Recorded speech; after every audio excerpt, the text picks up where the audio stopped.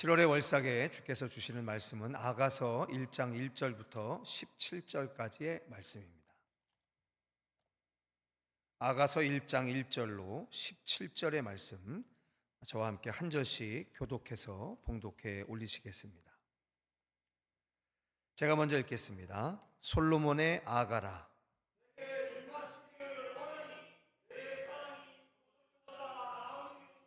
내 기름이 향기로워 아름답고 내 이름이 쏟은 향기름 같으므로 처녀들이 너를 사랑하는구나.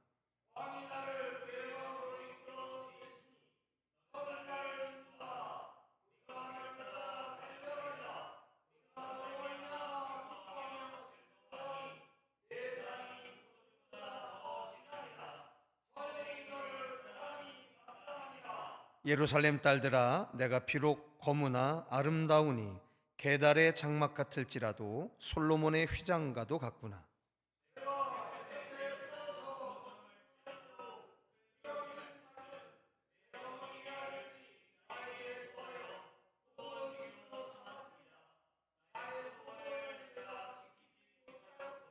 내 마음으로 사랑하는 자야, 내가 양치는 곳과 정오에 쉬게 하는 곳을 내게 말하라. 내가 내 친구의 양떼 곁에서 어찌 얼굴을 가린 자같이 되랴.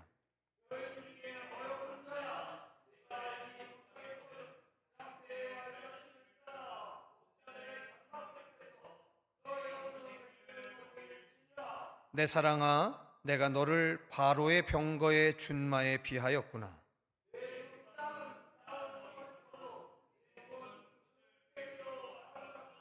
우리가 너를 위하여 금사슬에 은을 박아 만들리라.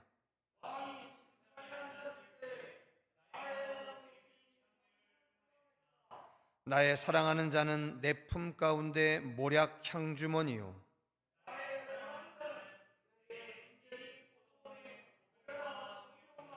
내 사랑아, 너는 어여쁘고 어여쁘다. 내 눈이 비둘기 같구나.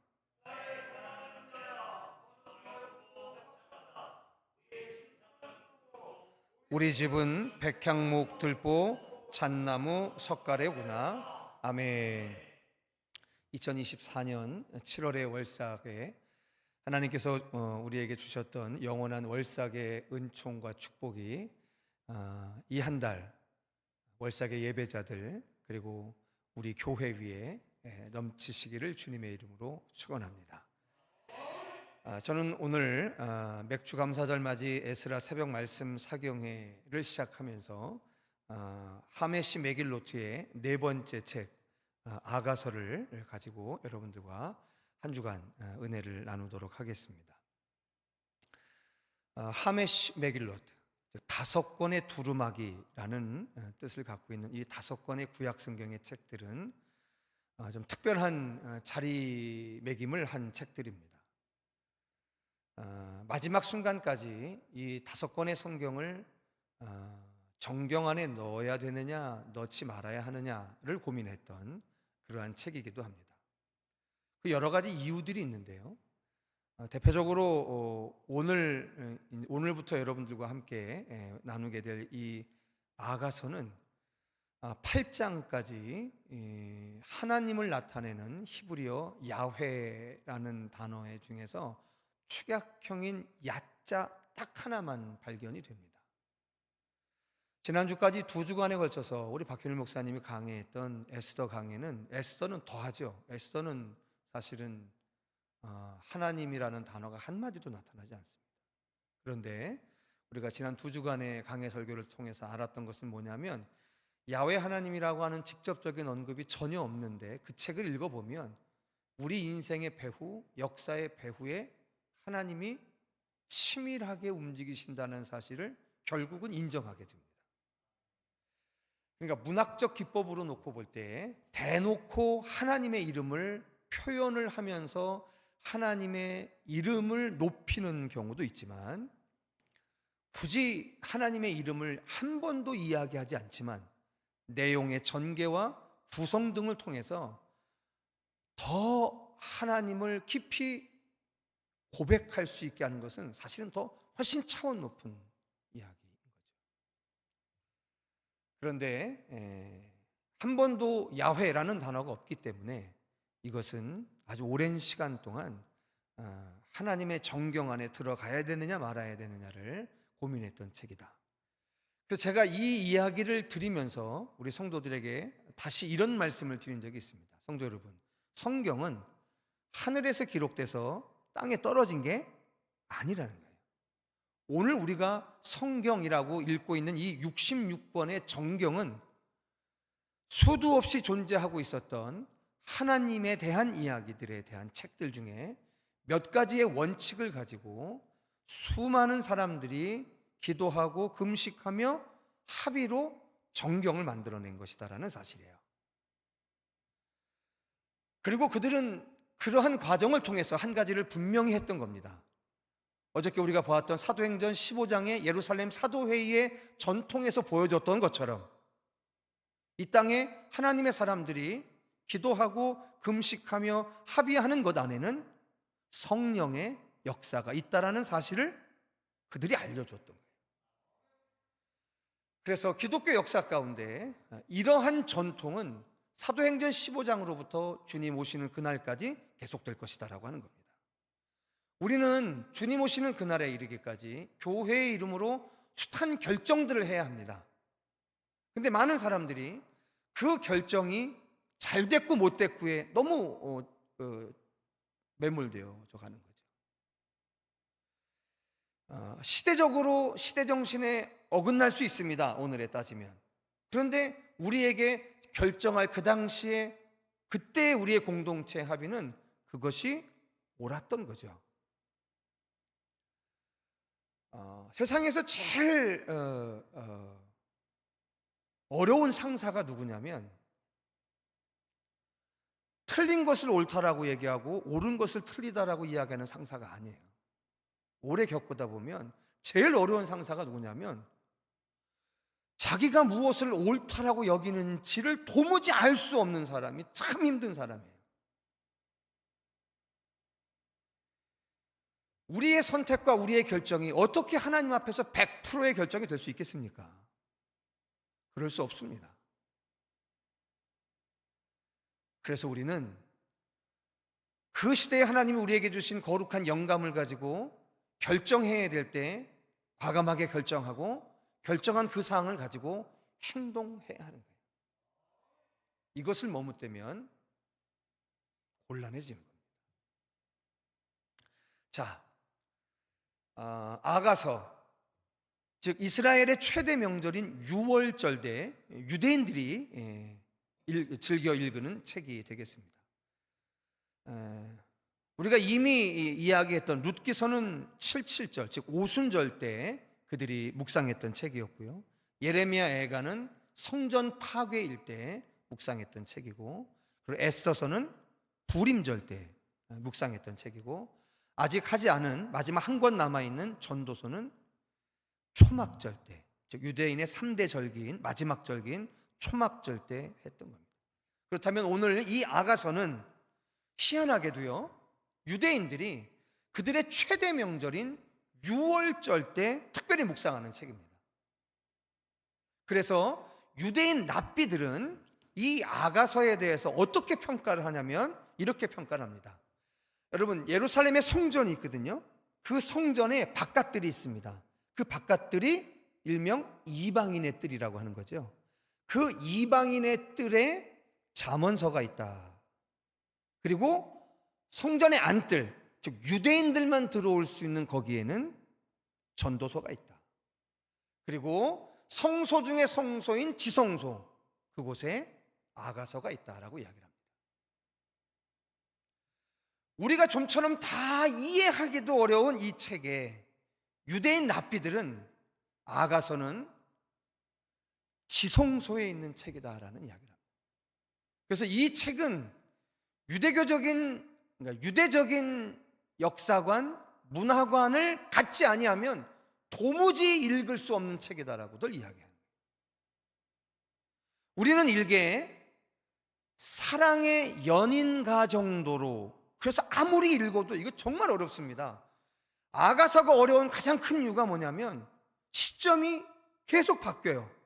이게 여자가 한 얘기인지 왕이 한 얘기인지 또 새로 다른 사람이 한 얘기인지 이게 왔다 갔다 하기 때문에 기준을 갖고 읽지 못하게 되면 이게 도대체 무슨 얘기를 하는지조차도 알지 못하는 거예요. 그런데 신기하게 유대인 성경의 최고의 권위자들인 랍비들은 아가서야말로 성소 중의 성소, 지성소에 해당하는 책이다라고 격찬하며 그들의 최대 명절인 유월절 때 그들이 깊이 묵상하는 책이다라는 사실입니다.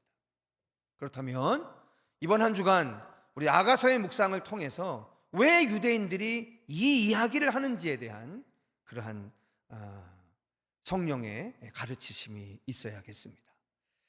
자, 성도 여러분, 오늘 아가서 1장 1절부터 17절까지에 보면 처녀가 하는 이야기, 그리고 남자가 하는 이야기, 이것이 교차가 됩니다.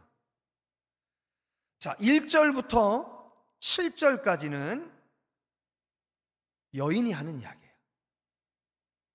자기가 사랑하는 왕, 많은 사람들은 이가 솔로몬이다라고 이야기를 하지만, 왜냐하면 이 책의 시작이 뭐로 시작되냐면 솔로몬의 아가라 이렇게 되어 있거든요. 솔로몬의 아가.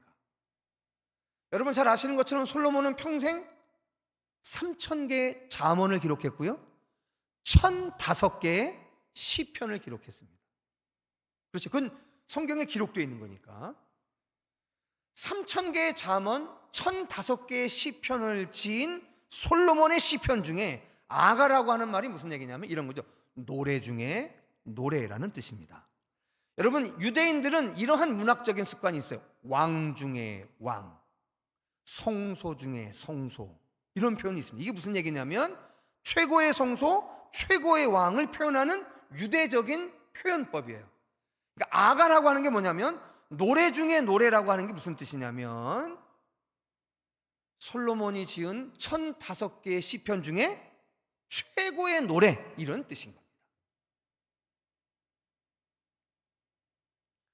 자, 그리고 8절은 남자가 하는 이야기입니다.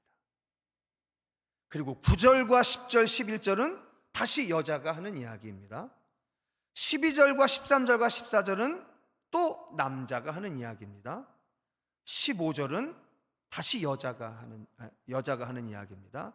마지막 16, 17절은 남자가 하는 말입니다. 자, 1장 안에 이렇게 남자, 여자가 계속 교차하면서 하는 이야기인 거예요. 그러니까 우리가 왜 어렵게 느껴지냐면 이게 누구 한 사람이 한 이야기라고 생각하면 그냥 쭉 맥락을 따라 읽겠는데, 여자가 이야기했다가 그걸 받아서 남자가 이야기하고, 그걸 또 다시 여자가 이야기하고, 또 남자가 이야기하고, 이게 왔다 갔다 대화의 형식으로 이루어지고 있는 것이기 때문에 우리에게 조금 어렵게 느껴지는 거다. 자, 이 구체적인 것들은 시간을 지나가면서 저랑 계속해서 깊이 말씀하시기도 하고요.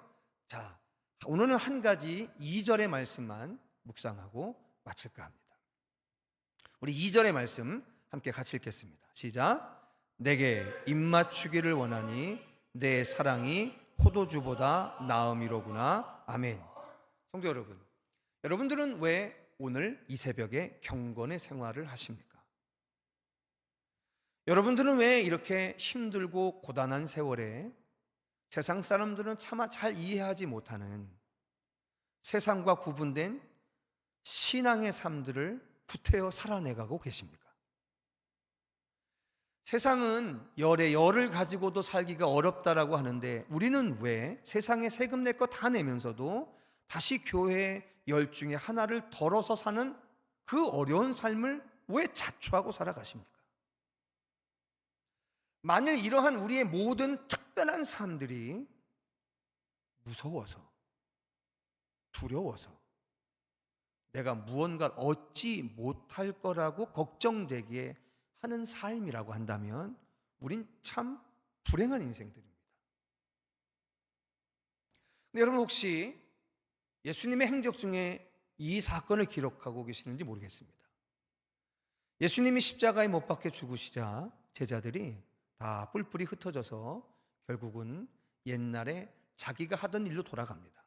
특별히 갈릴리에서 어부 생활을 하던 일군의 제자의 무리들이 다시 갈릴리로 와서 고기잡이를 하게 되죠. 근데 어느 날 밤새 고기를 잡고 한 마리도 못 잡고 실패감 속에 돌아오고 있는 그 제자들을 물가에서 예수님께서 생선을 구우며 그들을 기다리고 있었어요. 밤새도록 자기들이 3년 반 동안 주님이라고 따랐던 그분도 사라져 버렸고, 그리고 이제 3년 반이라는 공백이 있었기 때문에 평생에 익숙해 있었던 어부 생활도 상당히 낯설어진 그 실패의 새벽에 주님께서 실패를 경험하고 돌아오는 그 제자들에게 아무 소리 안 하시면서 먹으라라고 이야기를 합니다. 한참을 먹이시고 예수님께서 그 제자들에게 3번에 걸쳐서 묻는 질문이 있습니다. 그 질문이 바로 뭐냐면 내가 나를 사랑하느냐의 이야기예요. 오늘 우리가 하는 이 모든 유별난 삶들이 이걸 하지 아니하면 복을 못 받을까 봐, 이걸 하지 아니하면 심판받을까 봐, 이걸 하지 아니하면 복의 행렬에서 탈락될까 봐 하는 행위라고 한다면 우리는 참 불행하디 불행한 인생입니다. 그런데 우리의 이 모든 삶들이 우리가 주를 사랑하기에 하는 행위라고 한다면 그때는 상황이 달라집니다. 오늘 이 솔로몬의 아가라고 하는 이 아가서가 왜 성소 중의 성소인 지성소의 역할을 하는 이스라엘 유대 문학의 최고봉으로 칭찬되어지느냐라고 하는 것은 오늘 1장을 시작하는 참 순전한 단어 하나 때문에 그렇습니다. 이거죠. 지금 여인의 이야기입니다. 솔로몬의 왕이든 어떤 남자든 그가 내게 입맞추기를 원하니 내 사랑이 포도주보다 나음이로구나. 그는 직감적으로 알았습니다. 나에게 입맞추기를 원하는 존재가 있다는 사실을요. 내가 나에게 입맞춰 주기를 원하는 것 아닙니다. 내가 나에게 나의 사랑을 강요하는 대상이 아닙니다. 그런데 어느 날인가 문득 알게 되는 거예요. 나에게 입맞추기를 원하는 사람이 있구나. 그래서 그것을 안 이 여인은 자기가 계달의 장막처럼 오빠들의 포도원을 경작하느라 검디 검어진 그 피부색을 가지고도 그 남자 앞에 서게 되는 거예요.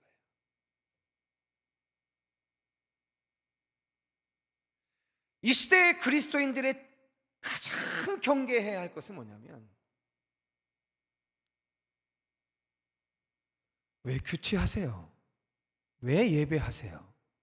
왜 경건생활 하세요? 이것에 대한 질문을 할 때 하나님이 나를 사랑하는 그 사랑이 내가 너무 만족해서 그분을 향한 예배를 드리지 않고서는 견딜 수가 없습니다. 내가 비록 계달의 장막과도 같은, 즉 왕의 여인 정도가 되려면 우윳빛처럼 흰 피부를 가지고 있어야 함에도 불구하고 계달의 장막처럼 다른 사람에게 내비치기 참 어려운 이 검은 피부를 갖고 있음에도 불구하고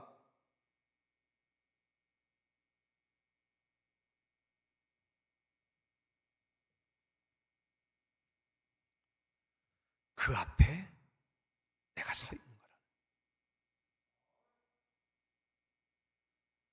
오늘 우리가 드리는 예배, 오늘 우리가 드리는 경건의 모든 삶들, 이 모든 것들이 사실은 우리에게 입맞추기를 원하시는 그분의 사랑을 알아.